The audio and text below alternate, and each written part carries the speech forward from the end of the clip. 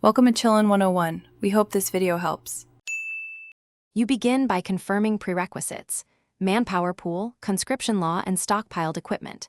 Start recruiting immediately. Pick a template that matches your strategy, like infantry with engineers and recon. Once done, adjust conscription law if you need more bodies, but be aware of political cost. Reassign ministers that boost recruitment or reduce training time. This accelerates deployment. You must also ensure factories produce basic gear. Without rifles and artillery, recruited brigades will be ineffective, so prioritize basic equipment first. Now move to training and optimization. You put recruits into a training queue, attach essential equipment, and monitor training level. Aim for green to avoid horrendous losses. Use available Army experience to add 1 or 2 battalion traits or a leader trait that improves survivability or attack. Once units hit acceptable training, transfer them to reserves for restocking.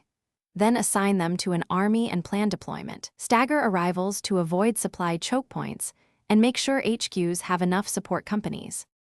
Finish by validating readiness. Check equipment ratios, support company presence, and logistics like fuel and convoys.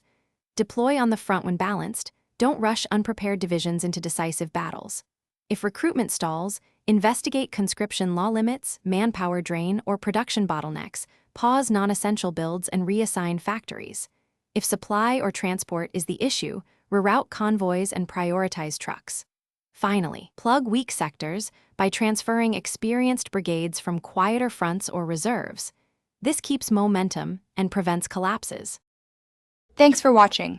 Consider subscribing if we helped you.